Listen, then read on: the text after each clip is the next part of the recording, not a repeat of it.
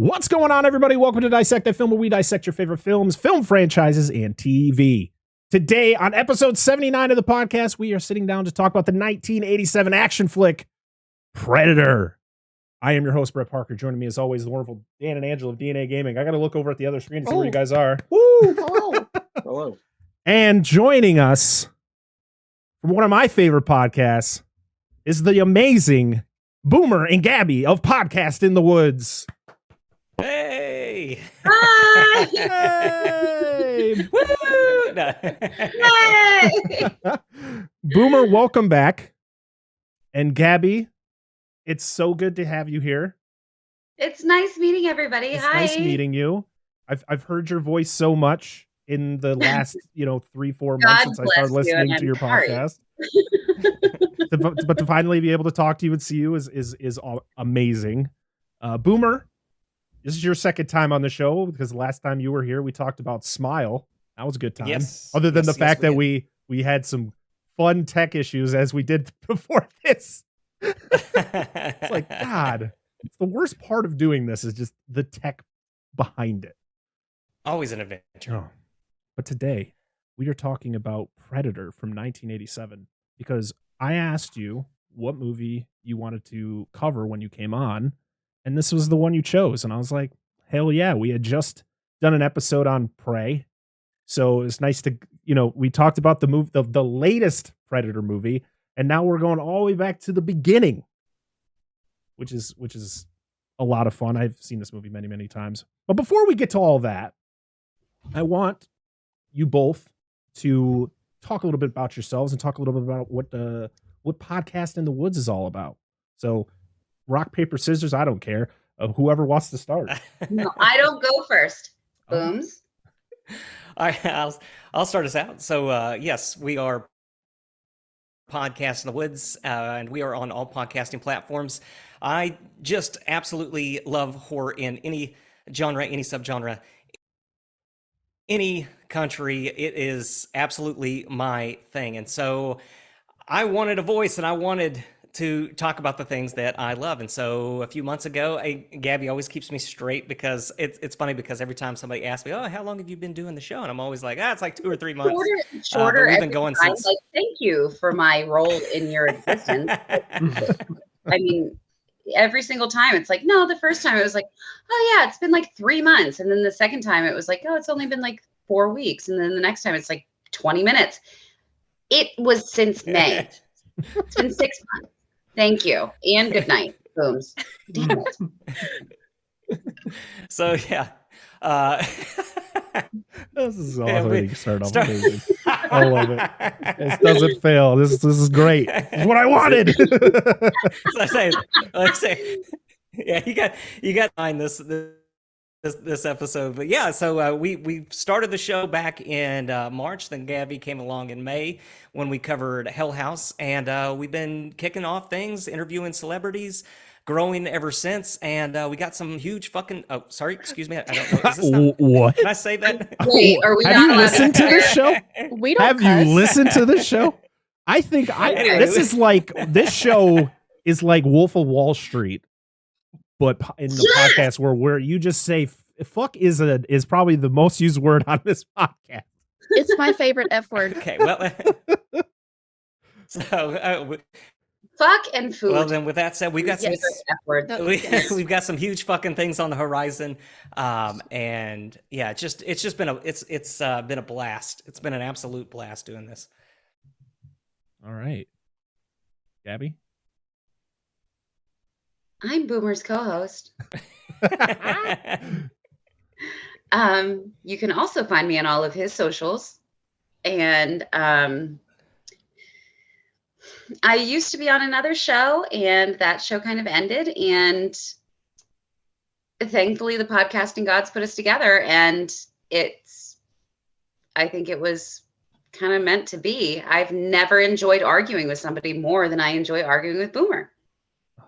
It's so fun to listen to. It's so much fun to listen to.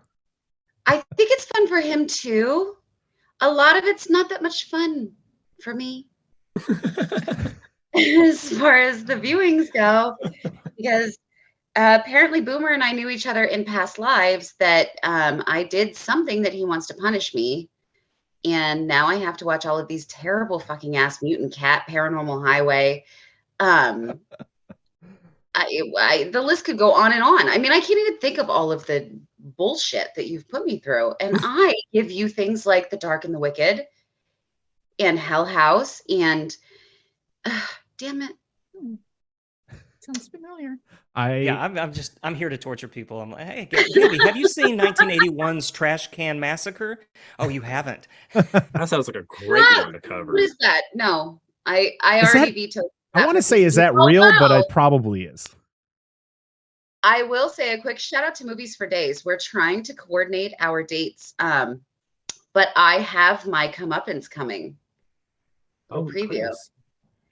And it is not a horror movie. We're going to discuss it like one, and we are making Boomer watch it, and it's going to be the greatest fucking day of my entire life, and I cannot wait. Oh, Boomer, what have you done? I just listened to, the funny thing is I'm so far behind on the podcasts that I've been listening to, and because mostly I listen to them at work, and I didn't know. So like I asked you if both of you were going to be on today's episode, but I would have figured that out if I had listened to your episode before I asked the question, because you mentioned it in your last episode, like, oh yeah, we're going to be on Dissect That Films podcast. And I'm like, I feel like such an idiot. But I listened. Your last episode was great because you guys talked about Hereditary and Midsommar, and man, you tore my girl Florence Pugh up for Midsommar. I love Florence Pugh. I've never seen Midsommar. I have actually never seen either of those movies, but I pretty much know them both.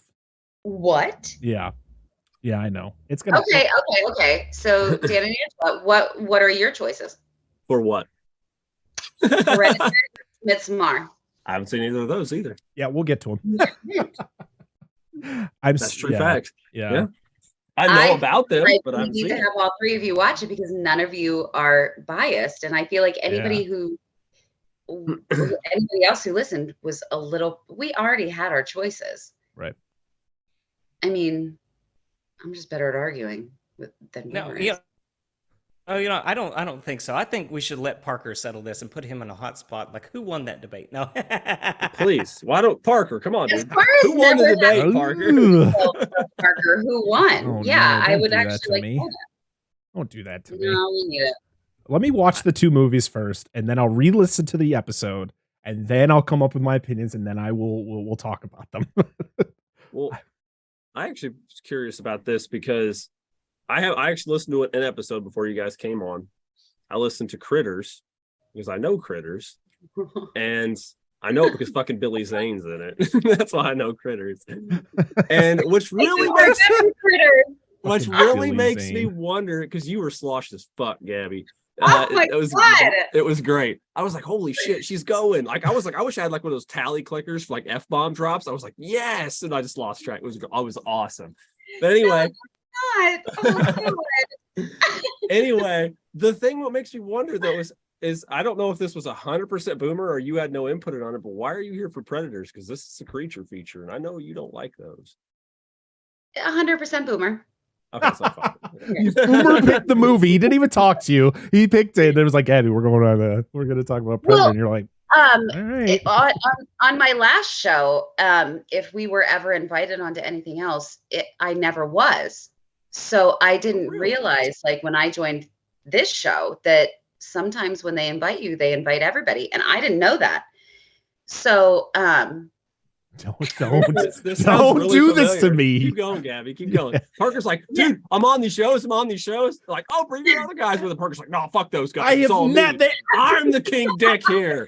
Damn it. And then you go open a can of worms. But so I was not prepared when I joined the show that as soon as I joined, I think it was within 3 days, Booms, you were like, well, so-and-so wants us on the show. And it's like, no, I'm not doing that.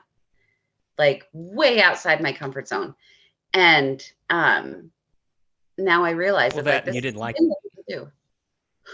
You didn't like that show either, but we won't put that. We won't Let's not- we won't bash other shows on here. We don't do that. Even though I have no idea what the show was. But yeah, Honestly, I can't believe that I said that I didn't like that show. That's horrible. Like we just met and I'm just spilling. We're friends. Yeah. Now. We're friends now. We're all friends. We're all friends. Everything's It's great. fine. I got no one to tell. Now nobody watches this show. Come Did you hear- on. Did you hear what Gabby told me on the podcast? Yeah, fuck that show. Yeah. that's gonna be right in the episode Give me description. the notes.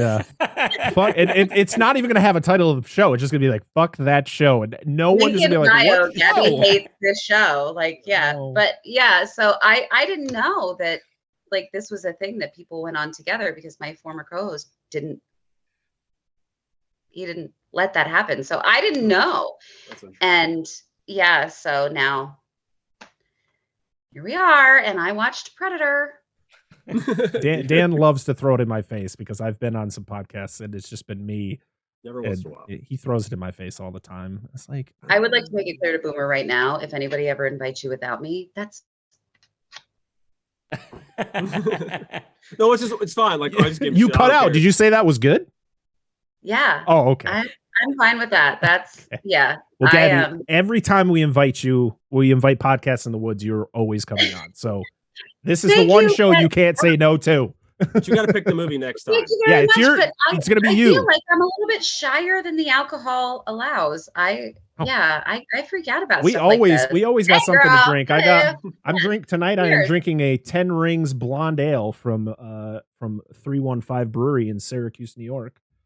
I'm Yeah, very there close you to go. Really? Really?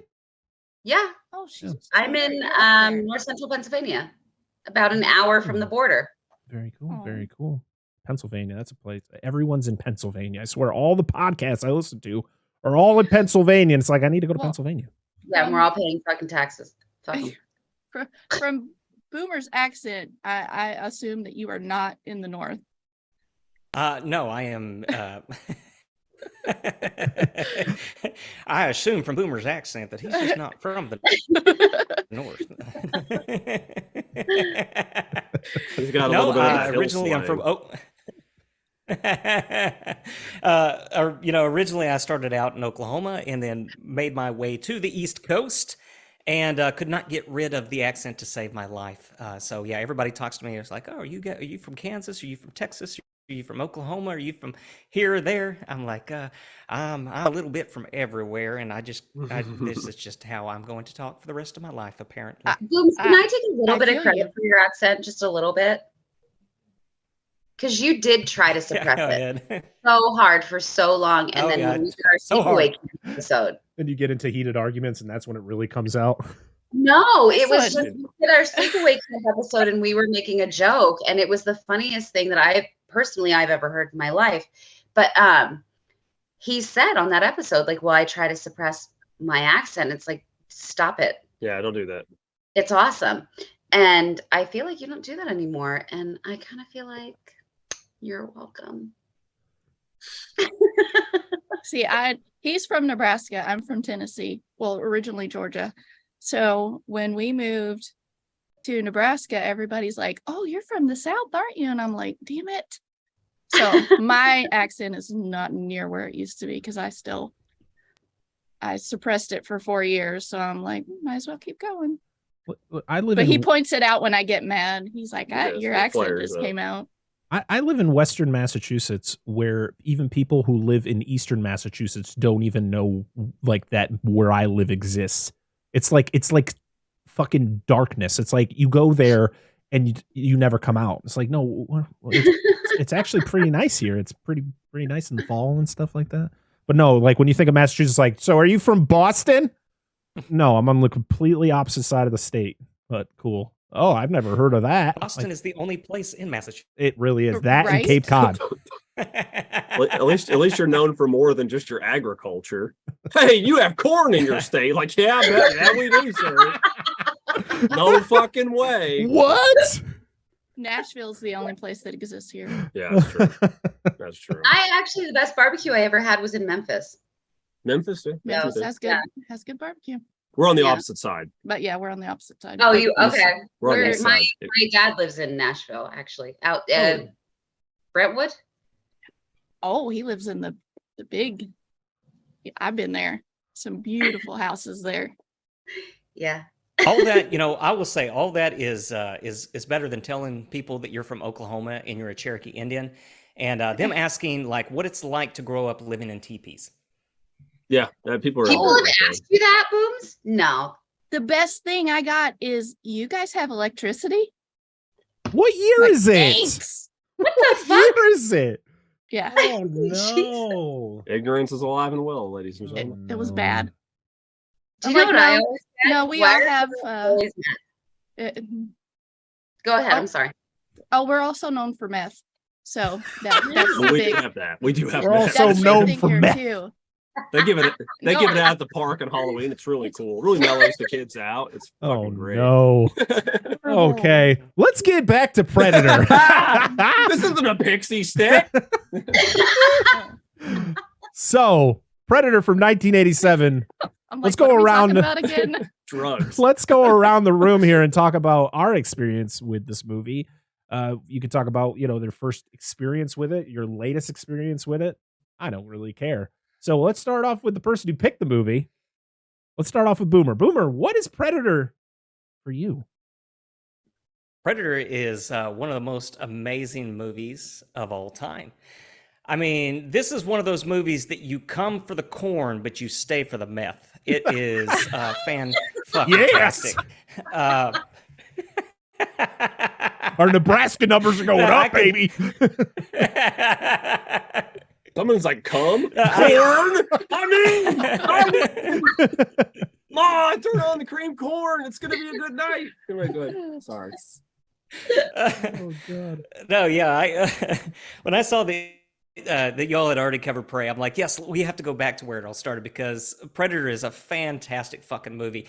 And I don't think that there is a single movie out there that just oozes with the 1980s machismo and ridiculousness of Predator. I saw this when I was a kid, and I kind of shared the story before we began that I actually saw this in daycare when I was like 4 or 5 years old during nap Fucking time. weird. Just during nap time. It's fine, guys. Hey, guys. Oh, quiet down. It's nap time. Let me put on a nice soothing movie for you. It's like Predator. Dylan!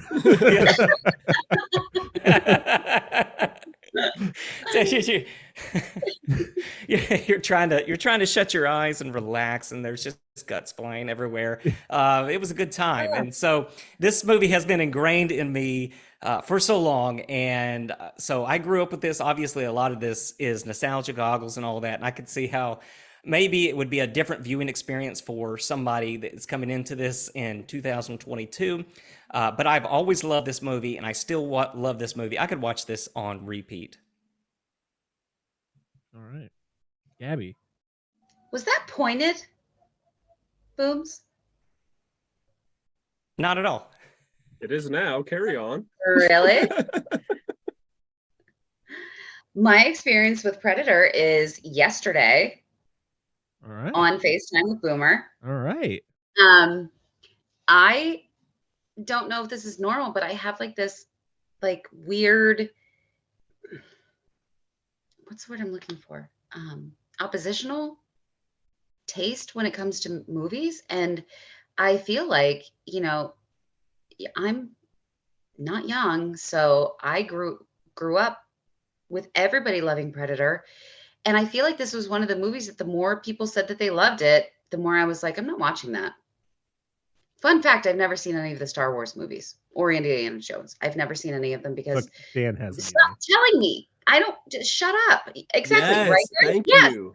Yeah. Keep talking about it. I don't care. The more you say, the more I'm never going to watch it. So Predator, I feel like was one of those movies that like everybody kept saying. And also I've been into horror for so long, and you're right. I don't like a creature feature. And I'm also not a huge Alien. I mean, obviously the Alien franchise, I'm going to watch them. And Aliens is one of the greatest films of all time. But yeah, It didn't appeal to me anyway. And then also, anybody who ever said you have to watch this, don't tell me what to do. No, Until it's always I recommend. Yeah, until Boomer was like, no, actually, you have to because we're. Way to go, dude. It's like, This time, Gabby, you have to watch the movie. I have to watch this. So that was my first experience. Was about, what time is it? About 24 hours ago. Very cool. I always love to see or hear, the first time experience, because we have them all the time on this show. Like, I swear most of the movies that we've covered on the show, Dan and Angela never saw, or we all haven't seen before. So it's always fun to go in with fresh eyes. Yeah, and I just love how Gabby and Dan both were like, take those lightsabers and shove them up your ass. Yeah, Dan. I have seen the Star Wars movies. It's the Indiana Jones I haven't seen. But guess But what, you need to Dan? see 'em, You're like- gonna. I know you're already making me So- force me to watch this other shit. So good. Man. No, I'm talking about like fucking Avatar. Oh yeah, baby. Oh, I had to watch Avatar. Yeah. Just What wait till the you watch fuck? Rocky Horror. Oh, Jesus. Anyway, carry on. Fucking hate that movie so much. Just wait. Oh I'll be god. better. Whose turn is it? Let's keep this rolling. Gabby, you have anything else you want to say before we move on? No. All right. Yes, Angela. Yes, do sir. it. Oh no, it was your cue to go. I also have not. Raise your hand. Oh, teacher. Sorry. I also have not seen this all the way through. I have seen bits and pieces of it growing up. Don't give me that. I had please. to. I always have to. Sorry. I'm glad I'm not the only one that hadn't seen it. So there's that. Did I like it? Yes. Would I watch it again? Yes. Did I love it better than Prey? No. Because I watched Prey first. So that is Angela, I'm going through what I have seen first versus, and I love 80s movies. But I would definitely recommend watching it. There are lines that I would we have been repeating the last couple of days just because they're so great. As long as it's But not as long as it's not Blaine's line when he's inside the plane when no one will take his chewing tobacco, because that's not Yeah. a good line. No. Definitely not that. No, No. that was definitely something that we went over with the kids because they heard that part and it's like, oh, yeah, that's not. I was like, no. we're watching Predator, guys. If you want to be here, be here. If not, you can go somewhere else. That's literally what it was. I let my 10-year-old stay up and watch it with me because he really liked Prey, and he was like, "Could I stay up and watch?" I was like, "Yeah, sure, why not? Who cares?" Yeah, Not that bad. Ridley made one comment and walked off, and he's just like, I'm done. Oh yeah, because that like coaxed it out of him. We'll talk about that when we get to that scene. The views of Jesse Ventura are not necessarily the same shared by Dissect Film. It's true. I mean, listen, we had a certain president that shocked me, so it wasn't shocking that this man went into politics afterwards and became a governor. And I'm not talking about Arnold Schwarzenegger. It's a fair point. Oh, my turn. Okay. Yeah, I'm done. Predator is a very masculine dude bro movie, like so masculine that it is extremely acceptable Cheers. as a man to watch this and get a massive blazing erection, and that's 100% okay because it's just it's, Wow, hold on. hold on. Hold on. There's so Why much- was I expecting anything bad- less than that? Booms, we need clarification. Is I this don't- true? it's- Booms, it's- we were watching this. Literally yesterday, Boomer. I feel a little uncomfortable. Did you have a boner? What do you guys get boners off of this? I kept hearing something tapping on the bottom of the desk. I didn't know what it was. I mean, this is a boy boner movie? Yeah, it is. Seriously. know There's this. I guess for Dan it is. Watching it together. There's I mean, explosions. this is something that hey, you know what? We all have our things, and my I'm God. Exactly. You got explosions. You got like sweaty, like the coolest fucking manly handshake, boom, ever. Like, oh, you son of a bitch. Like, that's like the greatest bro moment. And like I said, it's all cool, dude. It's dope. It's a great fucking movie. You keep that boner, you rock it. Just don't make eye contact, because that's the okay. moment. Boomer and Parker, though, you guys have not answered yet. If I got an erection watching Predator, I can't say I have. It's like a kid. My kid's in the room. Dude. Yeah. Come on, Yeah, downplay it. Yeah. I can't say that I've ever gotten an erection watching a movie other than movies you're supposed to. Titanic. Are we circling around back to that later? Wait, is this not no. one that you're supposed to? According to him, you're supposed to. Well, actually, we talked about like literally when the movie started. I was Dan's like, a I different literally breed. made this joke. I literally made this joke, a very like muted, like subtler version of this joke. When we started watching the movie, I was like, this is how I'm leading into this film. But I love the movie. It's great. I love the characters they make. I mean, they're all like 80s dude bros that say fucking inappropriate stuff that wouldn't be appropriate nowadays, as we mentioned with Jesse, Body Ventura. A lot of great characters, even though they are just action movie guys. I think the cast makes them memorable. The Predator's awesome. The effects are awesome. I thought the writing was good. I really liked Bill Duke, who played Mac. I really liked his character in this movie. Awesome. Who was it? Billy.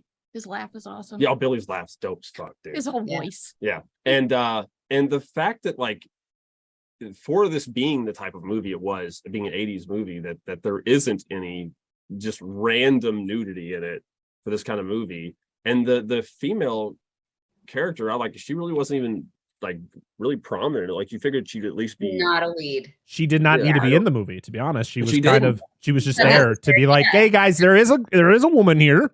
Yeah. All right. She's there. You won't see them, but they're there. Yeah. That's true. Exactly. That's true. Boomer, you're being a little quiet right now. Oh, wait. Oh. He's muted. There we go. Sorry, forgot to hit the mute button, but yes. No. So I was just letting everybody have their say, and I get that. I get the the disappointment in Dan's voice when he says there's no random nudity. Where maybe Carl Weathers could have had a shower scene or something that just it just didn't happen in here. I didn't need any nudity in this movie to start getting the sweats. I'll tell you that. Oh God, it's like a jungle in here. Everybody's sweating. This is worse than Top Gun. What the fuck? This is what we want. This is what we thought Top Gun was. I know. I'm surprised somebody didn't start playing And football. I have to know though, between Predator and Top Gun, which was the more homoerotic movie? Yeah, it had to be. For me, it had to be Predator, even though there was the volleyball scene / football But it's scene. not as long as we thought it was. I know. We thought it was like a 10-minute freaking scene of them playing volleyball, but it's like 30 motion seconds. and tissues out. You were ready. But It's just no. Oh Lord. There's just not enough dude titty shimmy. Bummer. Oh. So not I'm only done. is Predator one of the best action films / sci-fi / horror, it's one of the best masturbatory films of all time. Absolutely. Absolutely. Like I said, just don't make that eye contact with anybody else. Welcome to our show. That's what it's like. I got more. Don't worry. It's going to happen. Oh Lord. Well, my experience with this movie is I remember seeing this when I was very, very young. Loved it. I mean, what's not to love about it? Like Dan said, there's explosions, there's cool effects. I mean, I don't think as a kid I was like, oh man, look how ripped Arnold Schwarzenegger is, and look like all these dude bros who are half naked running through a jungle, which is just so realistic. And it was just the explosions in the Predator himself that just was like, yeah, this is a cool movie. Watching it yesterday, I still think this movie is awesome.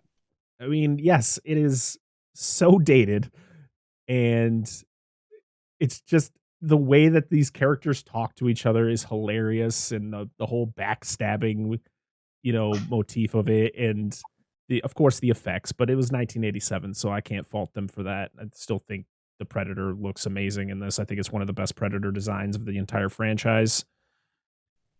And who doesn't love young Arnold, before he just kind of became irrelevant, and Yeah. he did Batman and Robin, and everybody was like, "Oh God, please go away for a while. Go become the governor."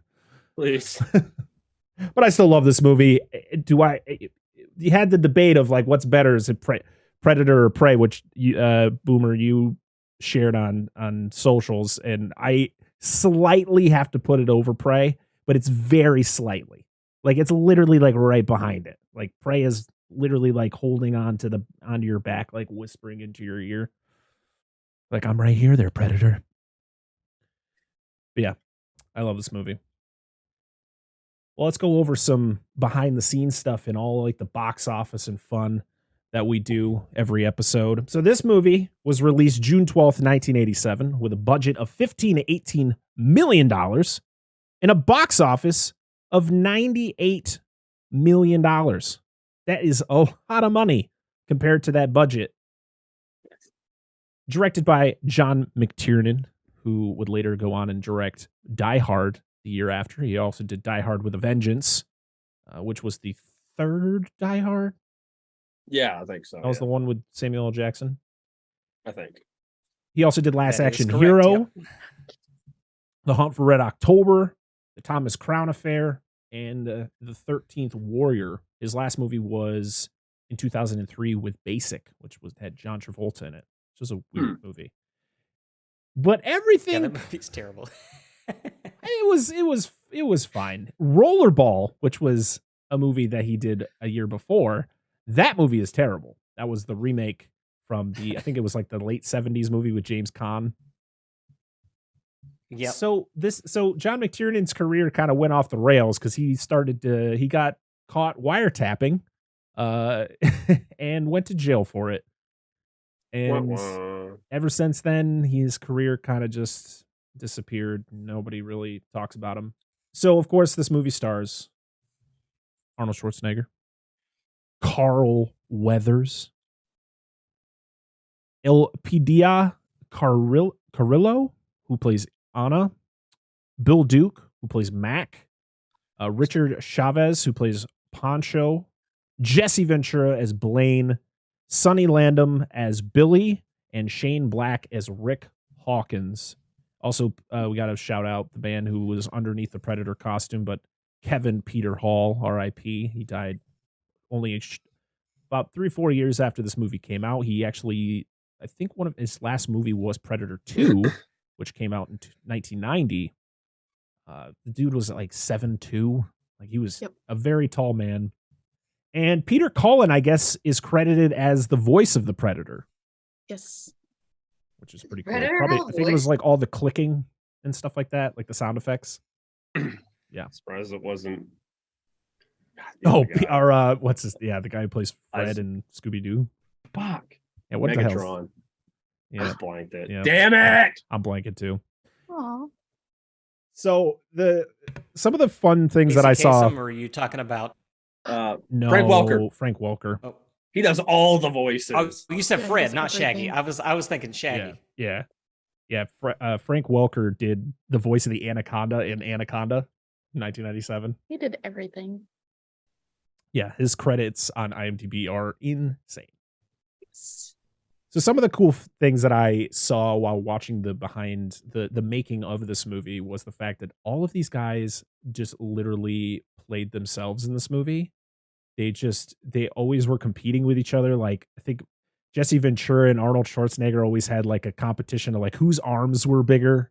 They would always measure each other, like each arms and stuff like that. Jesse Ventura is just like when you think of the word tool, he is the king tool. Like he is just such a piece of shit.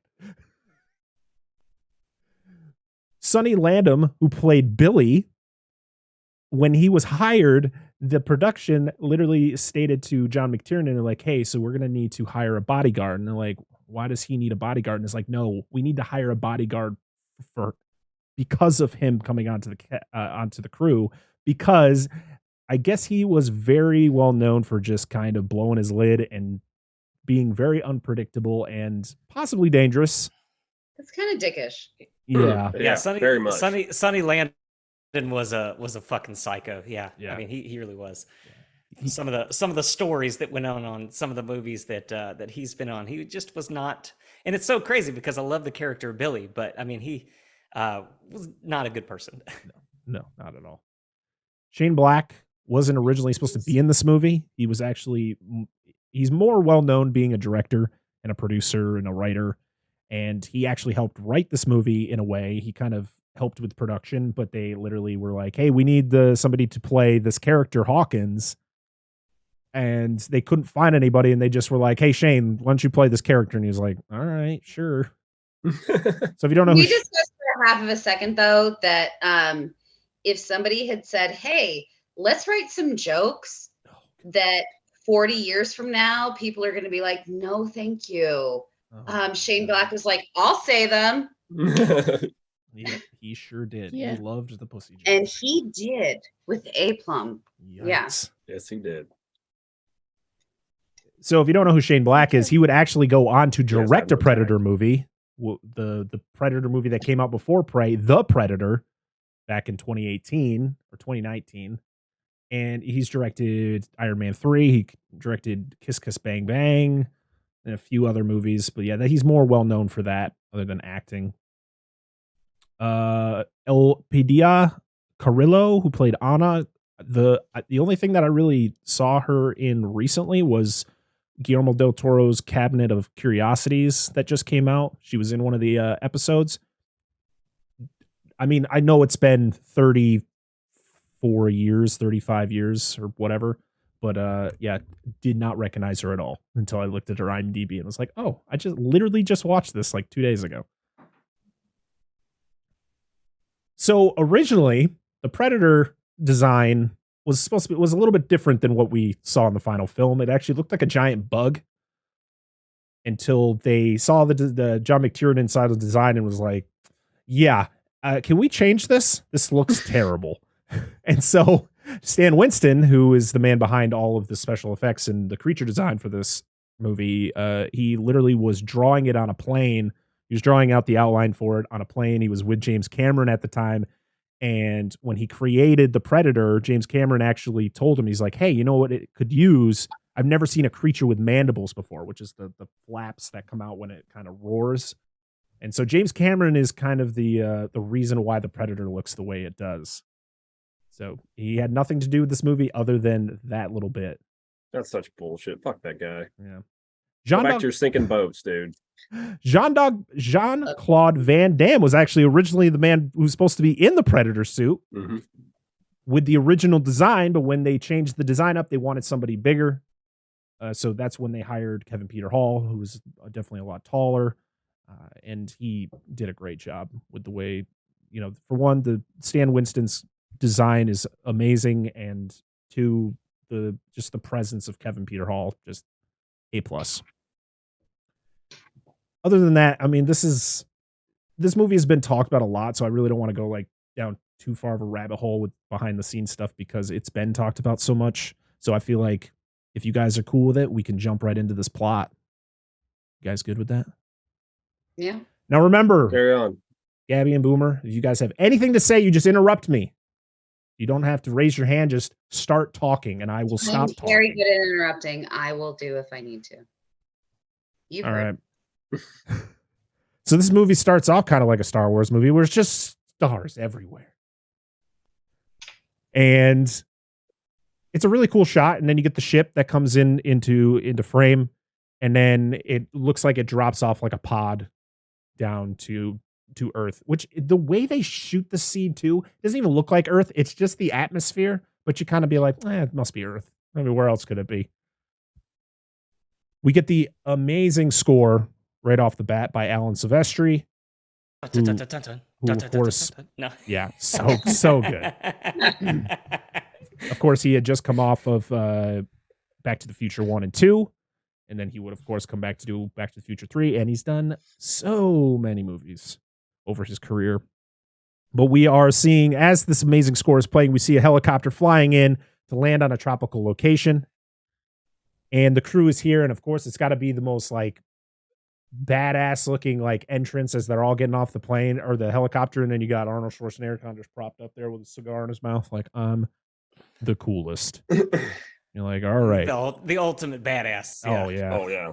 But then I love how it shows that general though, who's watching from the window, and it's like so dramatic where he's just looking out there, and then he like lets the blinds go and it shuts.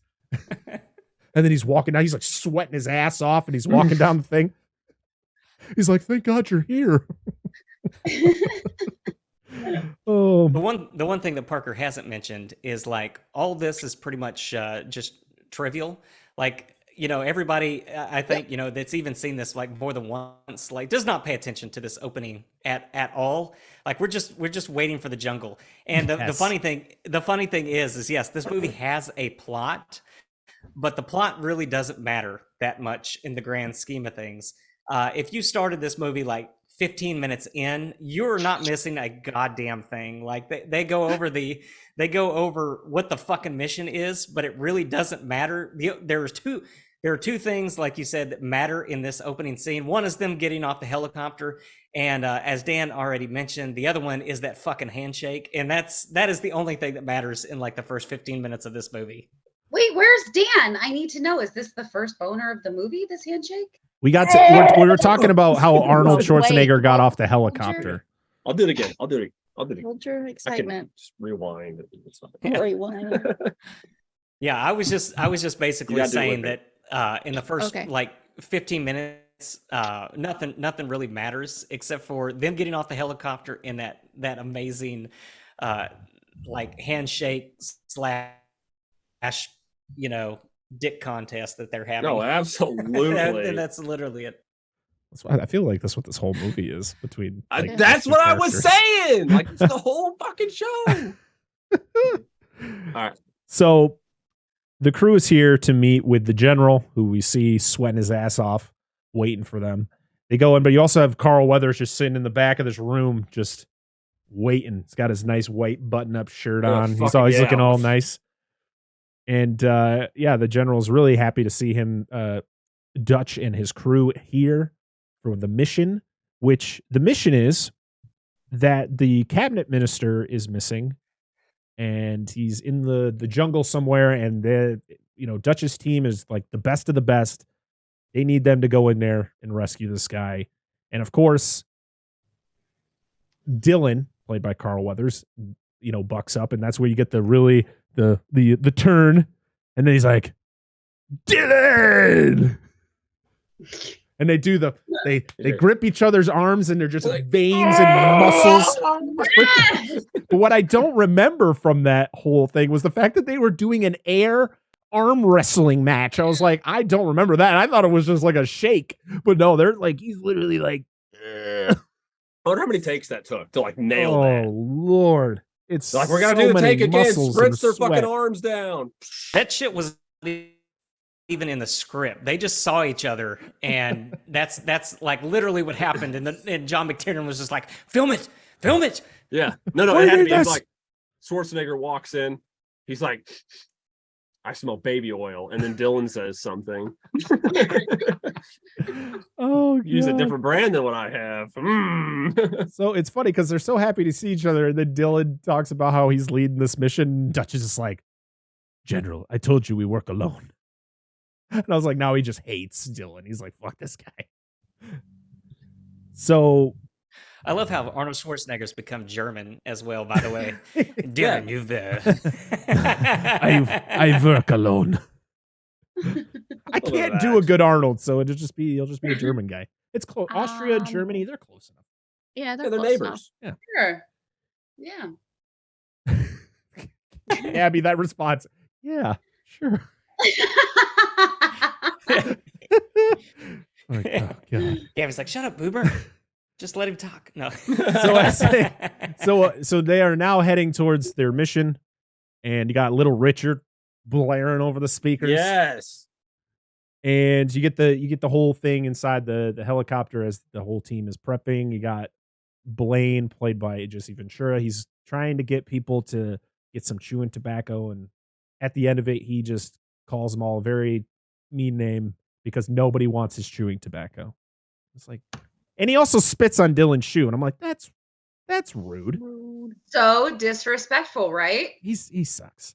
That's what a sexual I feel like Tyrannosaurus that does. is worse. Oh Lord, that whole line just is like, oh God, I hate this character. The question though for the men in the conversation, is that like a thing? Like the chewing tobacco thing? Like I know that I asked Booms last night when we were watching, like, is this a thing that like have you done the chewing tobacco? Angela, have you done the chewing tobacco? I've never, and I cannot, and I am even ashamedly admitting that I am a smoker. Ugh. It's okay. I mean, I stink, and I still am like looking down on a chewer. I just assume chewing is like we don't smoke, which is nothing wrong with it. We grew up around people that did it, whatever. So like, I just assume it's like cutting off just the end of the cigarette and just eating it or putting it in your mouth. Yeah. I don't eat it, but like, you know, no. it is, but it's breaking down. Like your saliva breaks stuff down. That matter is breaking down in your mouth. God, that's such a I will nasty. say, and Gabby did ask me last night if I did it, and I grew up in Oklahoma, so yes, I did. Back in my sexual Tyrannosaurus days, I did every now and then. Dude, I bet Boomer. I bet Boomer just looked for fucking spittoons. He's like, like everywhere. It's like, you asshole! That was my fucking coffee can. I don't know. Like, looked like a spittoon to me. The closest I got to dip was Big League Chew. I don't know if that counts. Yeah, that was Boomer, continue your story since Dan rudely interrupted you.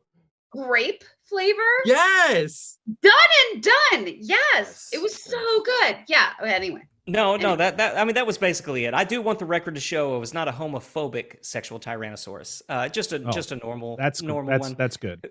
Yeah, who is accepting and loving of all people. Not homophobic, homoerotic. Absolutely. Oh yeah. Damn. Okay, Booms. We get the wonderful Shane Black Hawkins, who makes his first pussy joke of the movie. I can't even remember what it was, but it was terrible. He's trying to get Billy to laugh. He keeps talking about his girlfriend's. I can't. Was this the one where he's like how wide it is or something like that? Pussy. I hate that word. Yes. I feel you. I can say anything else. I don't have a problem with any word in the whole wide world, but pussy. Oof. How about it doesn't feel right on my tongue, my mouth. It doesn't. Excuse me. The C word too. I don't like that. But I I just don't like can that say word. the C word for days. Oh no, I just don't like it. Question. It's not that I can't say it. I just don't like it. How about he's basically saying his girlfriend's vagina is gigantic. Yeah. Just say that word. Rude. I was just saying like moist cave. Oh, What about cooter? Is that offensive? Cooter? Oh my God. Like she just doesn't like that term, so I said it makes me think of there's bats up there. It has to be. It has to be. They're just coming out, flipping, flapping. God. right before flapping. I am done. She's not wrong. You wouldn't have an insect problem. I'm just saying. I don't have an insect problem now.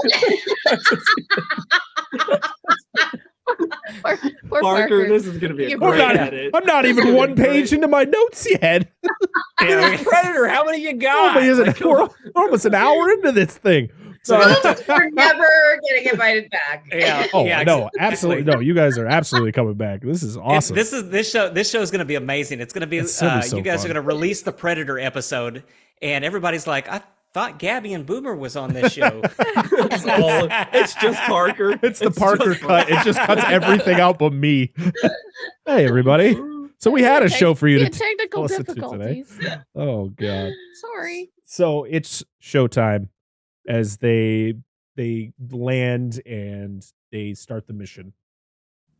The jungle is very smoky, and I'm like, why is it so smoky here? Are they burning the jungle down, or is this just supposed to be the ambiance of the scene? I don't know. It's kind of like that around here, though. Yeah. We are technically in the Smoky Mountains. It's practically a rainforest, but you do legitimately have like these really heavy fog banks that really make it look like that or similar to that. So in this movie's defense. Okay. I like it. It's a good explanation. So they find a crash helicopter in a tree. They go to investigate it, and they see that the pilots have been killed, like execution style, and the whole helicopter has been stripped down. Billy is kind of like the scout. He goes around and he can pretty much like sense like how many people were there, like what direction they went in and all that stuff. And the scene where he just cuts that vine and he just starts drinking from it until he notices something in the corner of his eye, and he's got to go over to the other vines, and the scene where, it's the, and it's just 3 bodies skinned, hung upside down in the tree, and it actually like scares him. Yeah, and Gabby even mentioned the vine part. Like, I mean, she was like, "Oh, you want to talk homoerotic?" Where he's just sucking on the vine, and then the. That was so. I mean, and he let that very thick. Oh, he put it in his liquid mouth. Just it didn't even all go into his mouth. It just went around the sides, went down his. He was letting it drip. He was letting it drip on his chest too. Mixing with the liquid, fucking mixing with the fucking hand, and he was back, and his mouth was wide open. Oh I mean, God. We have all watched the porn. Okay. Oh God, this is so good. This was the corniest scene of any fucking movie that I have ever seen in my entire fucking life. He might as well have just fucking just been like, I'm not doing it. I'm not doing it. But we've all seen the porns that were to eat. Exactly, Dan. Yes.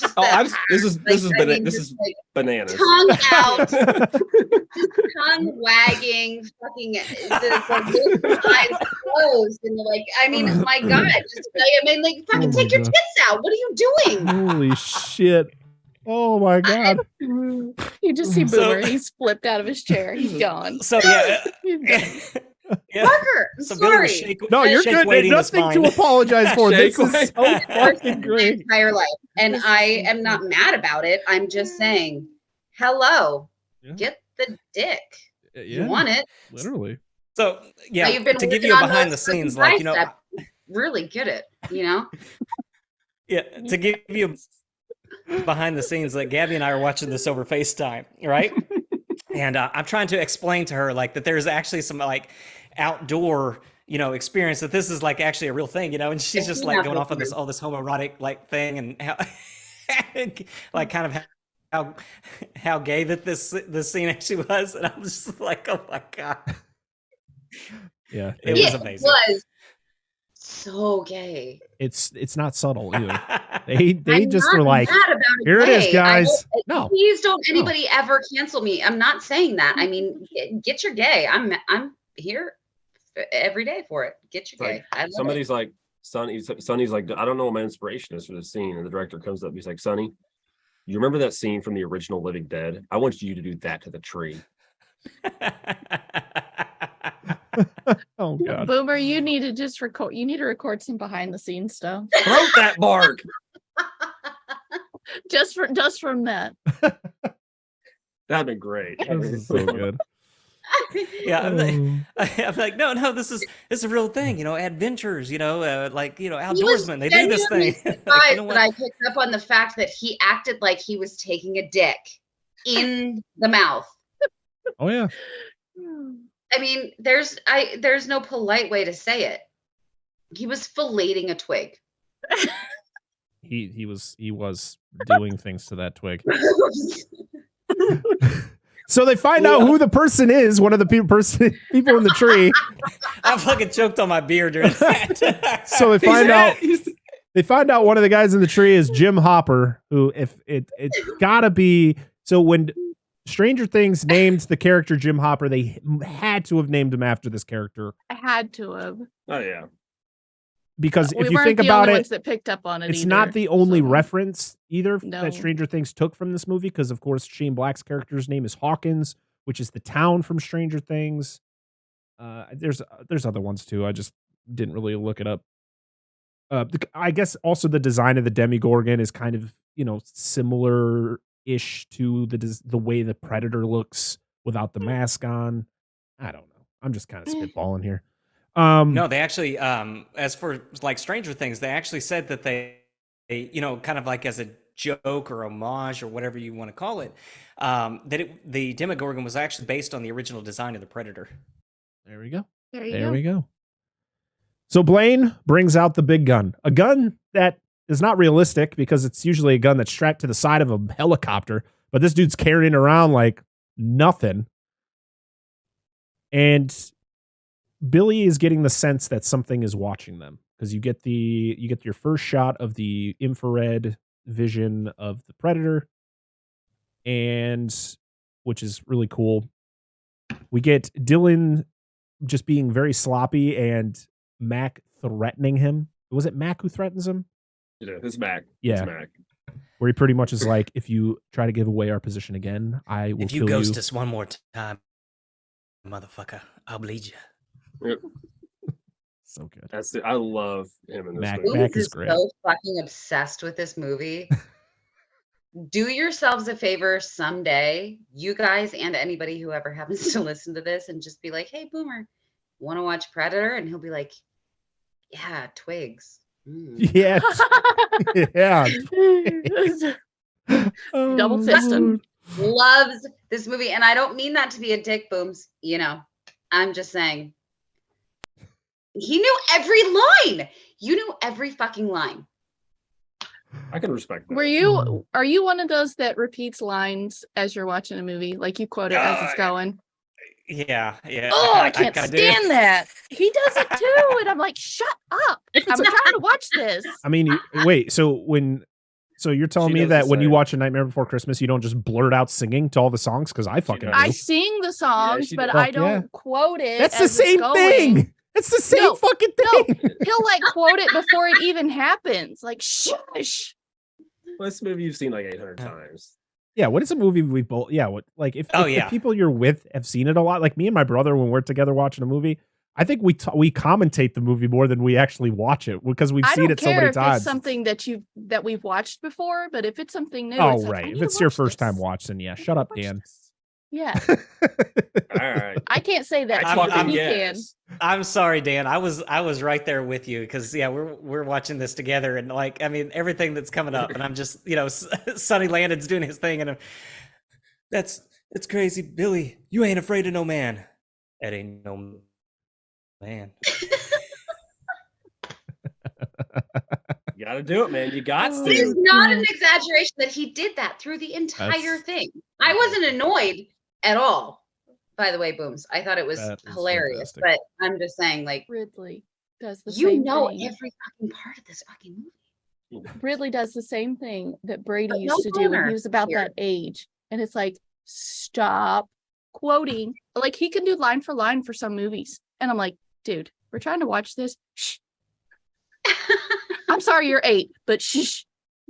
Listen, nothing is worse than going to a movie at a theater. My Black Adam, I didn't tell my Black Adam experience when we covered Black Adam, but my Black Adam experience fucking pissed me off because there was this old man and his very old father sitting like 2 seats away from each other, and the dad couldn't hear, so the other one's like, hey, just screaming shit. I'm like, shut up. And then he's on his phone. He's like, Oh, I'm like, God. what the fuck? There's like 5 people in this theater, and you two have to. What did you say? Like, holy shit! Oh, what were we watching that I was getting so pissed off at the kid that kept yelling? It was something recent we Was that did a the fresh Batman? cut on. Probably. And I was like, can you Yeah. like they were rows away from us across the so aisle. fucking Like, weird. shut up. It drives me crazy. So they find the guerrilla camp, and they see that the hostages are there. And so, what do we do if we need to rescue hostages? Well, we're gonna be sneaky. We're gonna see that one of the hostages is dead, but then we're just gonna go full bore. Arnold's gonna slide down the fucking hill. He's going to undo the pump that's attached to the truck, and then he's gonna deadlift this truck and push it and just blow everything up. There is hostages in there, and we're just blowing everything up. Fucking grenades, subtlety. fucking nothing, man. This is just, it's fireworks. Like, how did anyone survive this? I just spit all over my fucking screen right here. Yeah. Holy shit. This Like- scene was blowing my mind. I was like, there's no survivors. No one survived this. Fucker got No, excited. you know why they lived, right? You know why the Plot armor. yeah, no, they just didn't have time to bleed. Oh, jeez. We'll get to that. Yeah. Fucking spot. Jesus. Like the only thing that I was thinking this entire thing. Oh, I'm sorry. Like every time I talk. Okay, you two guys look. Okay, yeah, I have shit too. The only thing that I was thinking through this entire thing was that like Team America, like the Team America song was just running through my head every time they were just like blowing shit up and doing all kinds of crazy stuff. You know, none of them are getting killed. It's like Team America, fuck yeah. You know? Are you holding? As they Is that just lay Sam from waste. Trick or Treat you're holding up right there? It's That's a copy of Sam from Tetris. Trick or Yes, Treat it's and Tetris Tetris from and Sam. NES. Okay. Oh, are you are you trying to? He's like, he doesn't have anything behind him like we all do. So he had to feel like he had to feel part of the whole group here. This stuff isn't mine. That's all mine.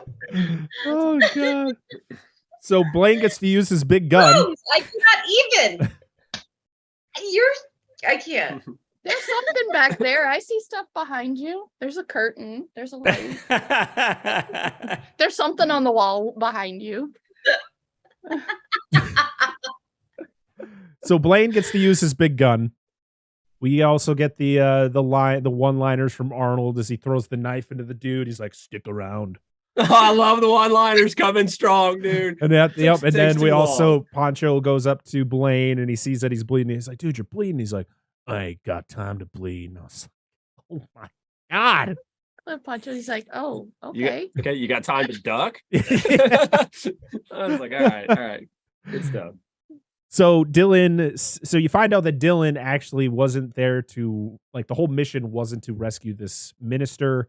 It was to get, like, plans, I guess, for some invasion or something like that. Yeah, have another country. It's very convoluted. Insert fictitious South American country here. Yeah. Yeah, like I said, none of this matters. No, None of this No, it's matters. all it really irrelevant. doesn't. It's just, we needed something to kind of introduce this whole thing before we get to the actual part that actually matters. So yeah, of course you get the, Dutch and Dylan, they kind of go at each other, and then they find Anna. I think it's Anna. And Dylan takes her as a hostage, and Dutch is like, "Well, yeah, she's yours to watch. Like, I have nothing, got nothing to do with that." You also, you get the scene where Mac, waves Dylan over, and you think like something bad, like you think they're going to like go at it. And he tells Dylan to turn around. I was like, and Dylan does it anyways. Like, I understand what he actually does, but it's like, Dylan, what are you doing? Like, this dude could literally kill you, throw you in the woods somewhere, and they could just tell them, "Hey, he died in action, poor guy." Like, what would have stopped him from doing that? Because no one in that group would have gave a flying fuck if that was the actual thing that happened. But instead, it was he killed a scorpion that was on his back, and it looked like a real scorpion, which is not very surprising for the 80s that they would kill an actual, Nobody animal. gives a shit about the arthropods. There's no love for the arthropods. Yeah, I guess What I not. will say though is this is like the first scene where you get the the vision and stuff like that actually like really gives me goosebumps, where you get like the vision and then the predator is kind of like recording all their voices. Yes. And it's cycling through them. It's like stick around, and then it goes through the laugh and everything. Yep. And you finally get the reveal like of the hand when he picks up the scorpion. I thought that was that part of the scene. I mean, everything was just kind of a lot of silliness up until then, but that was kind of really, really cool. Yeah. Where he's like, "Anytime," I think is the last thing he says, isn't it? Yeah, because he thanks him for killing the scorpion. Yeah. But then we get Hawkins' second pussy joke, which actually, I guess, lands for Billy. Sorry, I mean, I love that's it. what he says. The echo is so fucking great. Dude. And it's terrible, but it's funny and as Billy hell. laughs at this one, and the predator records the laugh, which is you'll see it again at the end of the movie. So he picks up. So yeah, this is the scene where the predator goes down after they all leave, and he picks up the dead scorpion in his hand, and it replays the voices it's been recording as it's looking at the scorpion. And this is where where Billy is very spooked. He knows something is watching them, following them around, and this is where you get that line where Pancho says to him, like, "Billy, you're not afraid of no man," and he's like, "Whatever's watching us, it ain't no man." And I was like, or no, he says, I'm scared, and that ain't no man. And you're like, Yeah. oh shit. I am interested though, like at this point, to know like, and it's funny because we didn't exactly talk about it, but I'm interested to know what Gabby has thought about the movie. Like at this point, because like we're watching the movie and then she made a comment. And she's like, wow, they're just walking around a whole lot, aren't they? So I'm kind of like interested to see what she thought about. That's what I think when I watch Lord of the Rings. I'm like, wow, they're just walking a lot. That's It's just what a they lot do. of fucking walking. Which is okay. Way to put me on blast, Booms. That's Thanks. what we do to our co-hosts. We just take them and we throw them under the bus. I do it to Dan all the time, and I don't feel bad about it. It's true. I feel like if you listen to our episodes and if you've ever had an actual conversation with me about a movie, I don't like filler.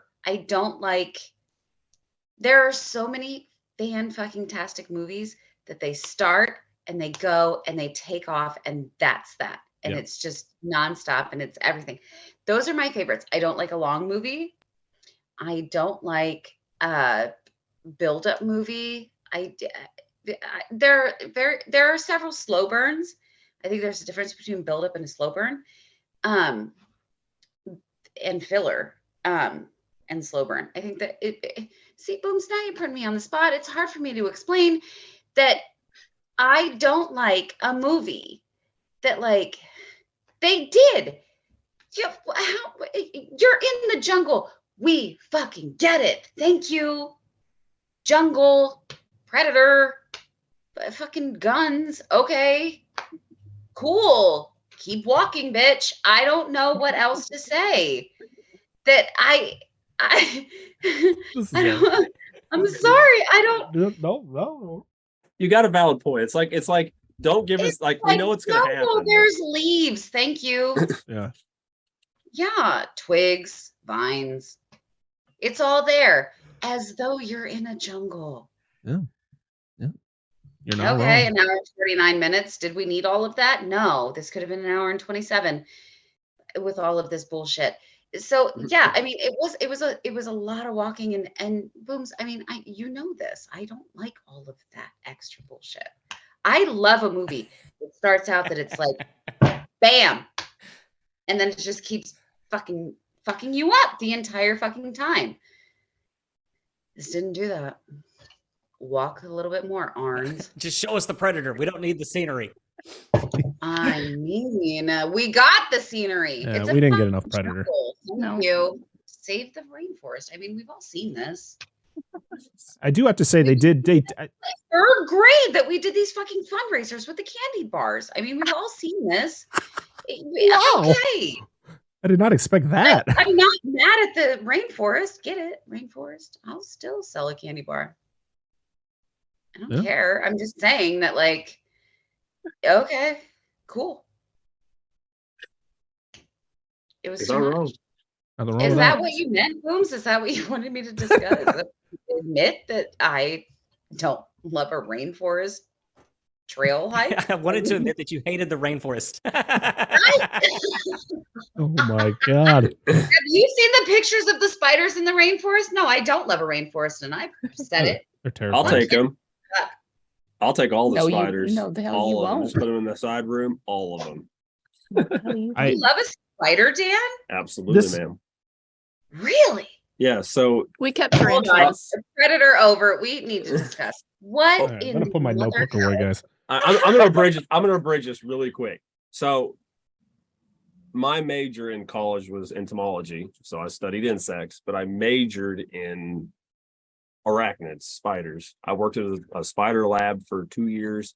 I raised tarantulas. I took care of 3,000 to 4,000 spiders at a time. I shaved a spider's legs a few times. Got all this for another day, but that did happen. Wow. I love Science. arthropods. I love biology. I do. He also didn't mention that we had 50 tarantulas at one point in time, and I think only 2 were mine. No, you had more than that because you also had the beetles too. Mm. Then we had all the scorpions. You Yeah, guys we are had- giving me palpitations. What? I love them. I just Scorpions are fun to watch eat and watch them feed. they're fucking it's- hilarious. It's fun to watch. But that's as close. That's as close as Spiders they get. also, if you didn't know this little known fact, tarantulas they dance after you feed them. We do the happy So dance. They do the happy dance. I do a happy dance after I eat too. Mm. So I've I feel so bad for Parker because like we're like 15 minutes into this. Parker, I'm movie. sorry. No, you're good. You're good. I just Listen. really elaborate. Listen. This isn't the first time that this type of stuff happens, and it won't be the last time. And I just go along with it because it's hilarious. It's fun. This is what this is all about. I don't give a shit. You've seen this movie enough. You shouldn't. I know. We're Fuck learning everyone about who's each listening other for as the people. Predator. Yeah, we're learning about each other. You've heard it all before. Yeah. This is the scene where Hawkins does die because she runs. Hawkins catches up with her, and then he gets taken out by the Predator, and his body gets dragged away. She's in shock. She is. You find that his body has been hung from the tree, way above where Dutch can see him, and they're just like, "What happened to him?" And she explains that what does she call it? Like, what does she tell, or what is Pancho's? Like, He said something about the jungle coming. The jungle to life. like came alive and took him. Yeah. And one of the people just goes, "That's not what she fucking said." Yeah, that was Dylan. Dylan, said that. Like, you clearly don't fucking speak What she Spanish, said so didn't shut the make fuck up. sense. Yeah. So Blaine gets taken out next, which I was like, "Fuck you, Blaine. I hate you." He's wearing an MTV shirt, by the way. My son had to point that out to me. He was like, Yeah. "Hey, that guy's wearing an Ours did MTV too. shirt." I'm like, "Do you even watch MTV?" Or So they used to have music on that. Yeah, I channel. used to. They used Isn't it to. a damn shame that we are all at that age that all of our children are wearing these t-shirts, ironically. Yeah, Mm. it's true. It's So- true. So he gets blasted in the chest.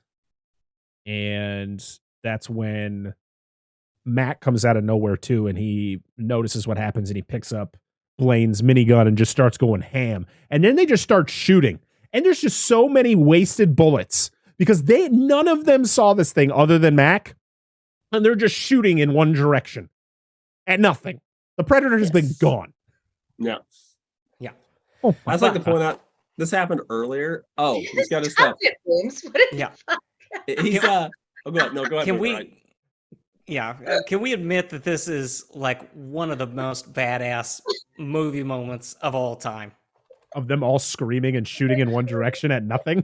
I think there's more efficient ways to cause deforestation, but it is I mean- fucking dope as shit. They're cutting down all the trees. Yeah.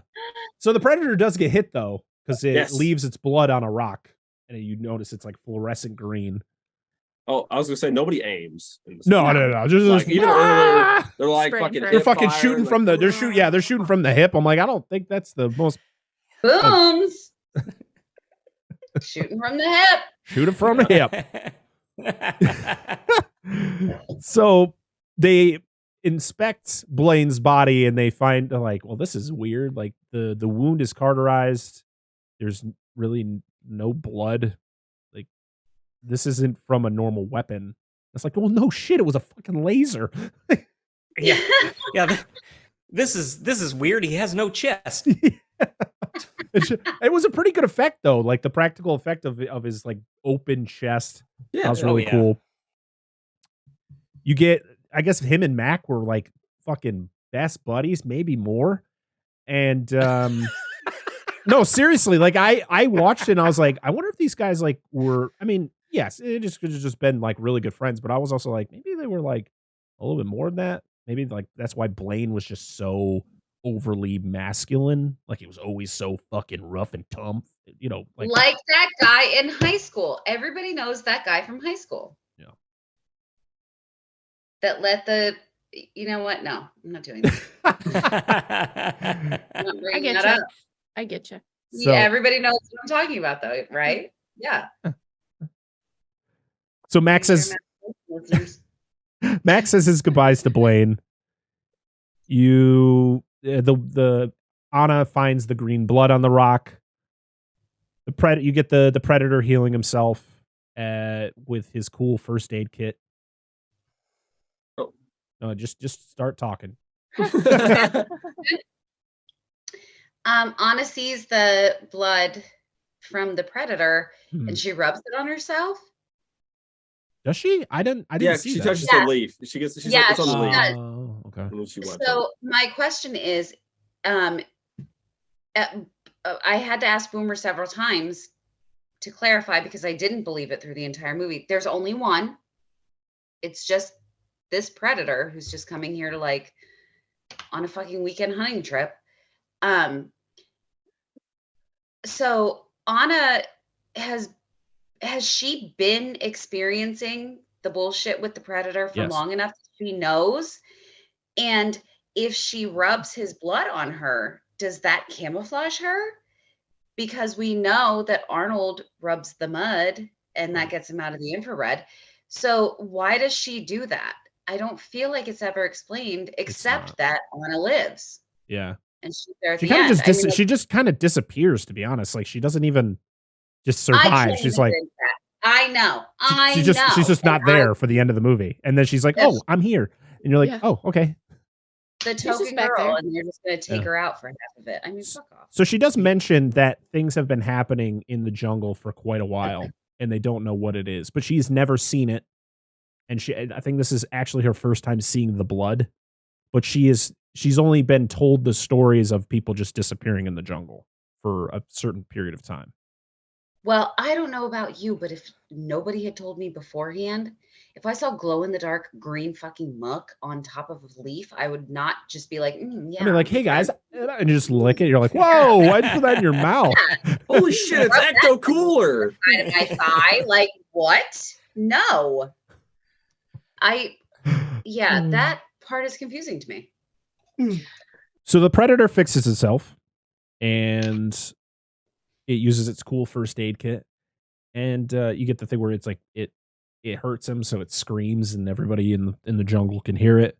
They can't get an evac out because of the fact that they are too far deep into like enemy territory, and they don't want to risk anything, so they have to travel a fair distance to get across the border of whatever fucking country they're in to then get picked up. And they also need to figure out what the hell hit them. And that's where you get this is where you get the line with, this is the Billy line with the, I'm scared, Poncho. It ain't no man. Mac gets attacked by a boar.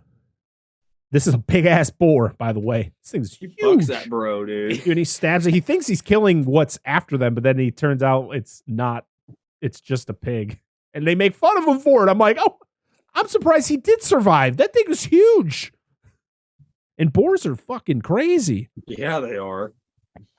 So and then while all that is happening, you find out that Mac had set traps around their perimeter, and they got tripped, but they think it was just the boar, but it was actually the predator spooked the boar to fuck with the traps, which then the predator could come in and steal Blaine's body because he needs the trophies. So you get the line from Arnold where he's like, "It's hunting us one at a time," and Anna tells, "It's using the trees." And Anna tells them about like what it looks like, what it sees, and she describes it, and it's pretty much like it's like a giant. It's not a fucking lizard. It's like, well, it is reptilian. You later find out. Yep. And she tells Dutch about the blood that she found, and that's when Dutch turns and says, "Boomer, this is you, bud." All right. Sorry, I was like,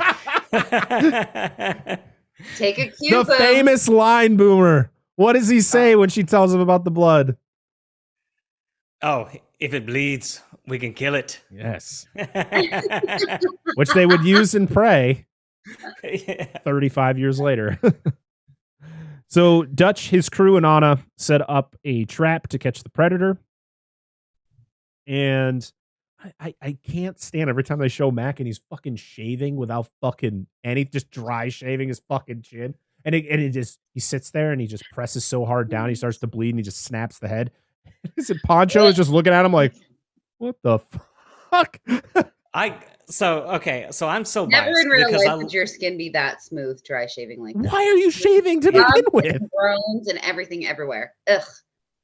I love Mac, so I love that part so much. Because it kind of shows, like, I mean, Mac continues to start to go off the rails. Like, I mean, he just really starts to lose it. And so it kind of like speaks to his mental state. And it's crazy like that you say that, because I actually knew somebody that would do that would have one of those big razors, and whenever they would get stressed on the job or something, they would just sit there and just run that along their face. That did not. Yikes. Oh. Booms, can I ask you a question though? You told me about this last night while we were watching this, but now I'm really wondering, did they have acne? No, they didn't. They did not have bumps. No, not at all. No ingrown hairs, nothing. So, I mean, they weren't really like shaving. It was just like they were just feeling like it was just like that sensation. So it was just they were. I mean, they weren't like actually like shaving the shit out of themselves, but they would like it was just that razor feel across their face, like it was like a comfort to them. Like so, this person. As a female, I'm gonna say this: there's nothing fucking therapeutic about fucking shaving. It's a chore, and it sucks. It's the worst. Agreed. Right? Oh, yes. Sucks so There's bad. nothing. Never in a million years would I like. I can't even say it because it's obscene. But That's why I like winter. Yeah. No. Never. Ew. That will never be a scene that is any kind of believable to a female ever. It's uncomfortable to watch. I'm like, why the fuck are you doing that? I don't like. Angela and Gabby are like both. Like there is never going to be a scene in a horror movie where some final girl is just like shaving her legs, like dry like that. Like she's not even using anything on it. She just fucking Like I hate those movies that's a scene in, and they seem to be enjoying themselves. I'm like, no. Like, I'm cursing the razor as I'm shaving. Oh. There is nothing ever enjoyable about shaving. I hate shaving my face. That's why I always have a beard, because shaving sucks. I mean, I don't nearly have to shave as much as women do, but like I hate shaving. The most I do is I'll trim this, and then that's it, and then it comes back. I would love that, but Ange. Sorry, I have a cousin named Angela. I call her Ange. As long as you don't call me Angie, we're good. Okay, yeah. I will answer to everything else. Yeah. And Parker, we're glad for you. Good for you. Oh, I wasn't looking for sympathy. I was just sharing my story. No, I'm not saying you were looking for any kind of sympathy or anything. I mean, great. You can trim it, and you can sculpt it, and you can do whatever you want with it. Oh, I don't do any of that. I let this bitch fly. I do the same thing with my head too. I'm just like, it's too long, shave it all off. Yeah. You gotta keep going. Anna tells Dutch about the blood. Oh, sorry. Did my face see like we all need to move on? I'm sorry. That wasn't my intent. No, it was your voice. You're just like, okay, let's go. You're like, oh my God, can we just? No, I'm just kidding. So she tells. Someone says it to me all the time. It's fine. I don't care. No, it's when you guys come on, 2, 3, 4 times. Then when we have that rapport, then then we'll have that. We'll be like, okay, let's move on now. No. Boomer's cue is this: silence, and then okay, and then he moves on, and I'm like, okay, stop talking. The amount of times I've heard that listening to your show, it's so funny. If you could see his face too, when he's like. The 3-hour episode of you guys when you talked about Jacob's wife, and I think Boober spoke for about 20 minutes of that entire 3-hour episode. I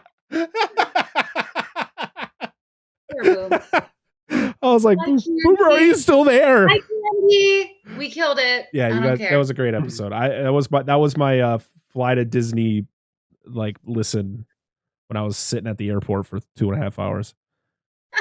This is perfect. Okay. So Anna tells Dutch that the events that have been happening for a while.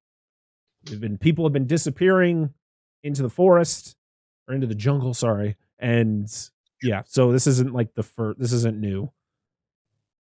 The trap catches the predator for about 2 milliseconds. It literally gets shot up into the tree. It cuts itself out, and then it just goes to town on everybody. Yeah. It takes out Poncho by smoke. He undoes the log, and it just destroys him. That couldn't have felt good. Oh no. Mac gives chase because, of course, he's just so far gone that he is just trying. He needs to seek revenge for his boy Blaine. And Dylan follows him. Mac sees it in the trees. In that really awesome, the camouflage look that it has, which is really awesome for 1987. They try to ambush the predator, and Mac ends up getting his head blown off, or at least you think his head gets blown off, but then they show him later, and his head looks perfectly intact, because that first shot, his head explodes like a fucking watermelon with a stick of dynamite inside of it. But then they show him again, and it's just him like this. I was like, wait a second. Yeah, the continuity makes no sense, but yeah, that blood hitting the camera and everything. Oh, that so good. That's cool. That was amazing. You were expecting a hole. Oh yeah, you were expecting no head. It was like what was her name? The girl from House of the Devil. Oh yeah. We're like, how did you recognize her? Her face is gone. Alt Control Delete. I love that movie. Oh, it was a very enjoyable movie. I liked it myself. Dylan gets his arm blasted off. This is the scene where he's shooting at the predator and he gets the arm blasted off, and somehow the fucking hand is still pressing the trigger down. That's not. For one, if you look at it, his finger's not even on the trigger when the arm hits the ground. But it's like, ah! Outside of finger placement, I would say the actual prosthetic for the arm is actually really good. Oh yeah, it's really They did good. a great job. But I agree. It definitely wouldn't. I've heard about death grips. Like I don't know how that would work in that situation. But it wasn't. You could. I know. I mean, just theoretically, if it is and is on the trigger, It was not even anywhere near the trigger. So he goes for the other gun, and before that can happen, we get to see the predator's first use of his like skewer, like his fucking knives, just fucking and picks him up. His Wolverine claws. Oh, yes, so awesome. I love the sound of him coming out. And I'm like, God damn, this is what I want. Fuck all the oily men. Like the Predator just doing all his badass shit. That's what got me off, Dan. That's what people wanted. They wanted to fuck the oily men. Gabby looks up. What? We don't need, sweaty men. We don't need sweaty men. I need lizard men and their knives. He finally admitted he wanted to fuck all the oily men. But even if you... Parker, even if you lean, does your wife know this? Oh, give him a minute. He's having a crisis. I'm dying. I'm sorry. No, I was gonna say, but dude, like, even if you were into like the whole, anthropomorphized reptilian thing, if one came for you, you wouldn't see it coming. You're true. So I've lived with it for 15 years. This doesn't surprise me anymore. Oh Lord. Nothing he says. So sometimes we get the worst part of this movie, which is Billy. It's just the they go across the giant log, and Billy is going to face off with the Predator. So he throws his gun away. All that stuff. Dutch is trying to get him to come, keep coming with him, but he decides he's going to face off with the Predator, and then he dies off screen. The fucking one person I wanted to see fight this thing and die with honor, he dies off screen. 5 seconds later, you literally see him go into the forest, the jungle, and then you just hear him scream, and then it's over. And you're like, what the fuck is that? That pissed me off. That death pissed me off. I don't know about you all, but that death was stupid. That's weird. I didn't notice that it happened off screen until you just said it. I actually found that to be really emotional. It was really sad. It was the saddest death in the entire film. It's a really cool setup. So when he strips down and he uses the knife. I didn't realize that I didn't see it. Yeah. I never had any idea that because you felt it so hard. Yeah. I didn't realize that's crazy. Yeah. It was very disappointing because it was such a great setup. And then it was like, you don't see him die. You see him his dead body later. Because that's, you get to see the iconic scene of the Predator ripping his spine and his skull out of his body. Yeah. And then fucking the ape from 2001 Space Odyssey up in the tree. Unga bunga, motherfucker. So you get a very similar scene in 2010's Predators, where with a guy with I think he's from Japan, and he fights a predator kind of in the same fashion. He kind of strips down, but he fights the predator with a katana. And I feels like I would have loved to have seen something like that. Just like, we all know Billy was going to die, but I would have loved to see him die, because I think we deserved that, because this character, to be honest, Billy was probably one of my favorite characters of this movie. Just the way he put himself out there, and like the fact that this actor was a psychopath compared to like what his character was, it just kind of blows my mind. But I hate off-screen deaths. I hate them. Show them to me. Stop this. Yeah, and I'm kind of with you when it comes to off-screen deaths. But the one thing about this, like, that really spoke to me, it's the reason why I didn't mind the off-screen death, because again, so Native American, right? So I love the fact, like, when he takes off like his medicine pouch, and I don't know if y'all knew that that's what it is or the significance of that. But you wear a medicine pouch and it's got, spices or different things in it, and it means different things. So, it could be something that signifies, luck or your faith, or, a bunch of different things. And so when he rips that off, he's basically saying like that I've lost my faith. And he's a broken man, like, at that point. And I know, like, John McTiernan obviously is not the smartest director in the world, but that little detail to me really stuck out to me. And I thought that was just incredibly powerful. And I really, really love that death, even though that we don't get to that we don't get to see it. It's basically that Billy has accepted his faith, and that he's accepted that his gods and his faith cannot save him, or it's not real. Yeah. And so it's just him and the predator, man to man, basically. Yeah. And that's how he's decided to go out, and it's incredible. Yeah, I mean, like I said, the setup was really cool of the way that it all comes together. But yeah, I don't know. I've just never been a fan of just, you hear the screams, so something bad happened with the character, because I feel like he's one of the more iconic characters of this movie, and we didn't get any satisfaction with his end. Like, even if it wasn't like maybe of him just like falling to his knees and just accepting that he's accepting his fate, or however it could have been, or just him going mano a mano with this predator and loses in an epic fashion. I think that would have I don't know, hit better, in my opinion. But Pancho gets killed, gets shot in the head. Yeah. See you later, buddy. Sorry, you're already in fucking pain, so might as well just put you out of your misery. Unceremoniously. Yeah. And Dutch gets hit. And that's what you get to get to the chopper. Get to the chopper now. Ah! Is that like image you guys in gym class in high school? You all sound exactly like him. Yeah. Oh, yes. I mean, what you didn't mention, though, is we have to dismiss our only female character. You and that fucking shit on your shoulders. I am done with you for the day. I was so confused when he first did. I was like, what is happening? Just have shit hanging. Does he have a like? I was like, is that a predator one? Like, no, he just. He's gonna put it up on strings behind him and then get up and forget it's there. He's gonna run right into it. He's just losing the fuck out of everything. That's great. It's great. Yeah, if you guys didn't know, Boomer's kind of a troll, so this is what we're doing tonight. The next time you record, his setup's going to be completely different. He's going to have all this stuff behind him. It's like, I hope so. I fucking hope so. The first time we do actual video for an episode, it's just going to be like a wall of like things just hanging. All it is. No, I tell you, the first time that we do a stream, what's going to happen is these two are going to be like, so since I don't have to hold it with my hands, it's just going to be two like things on fishing line, like kind of floating around in the background. I am so tired of you right now. I cannot.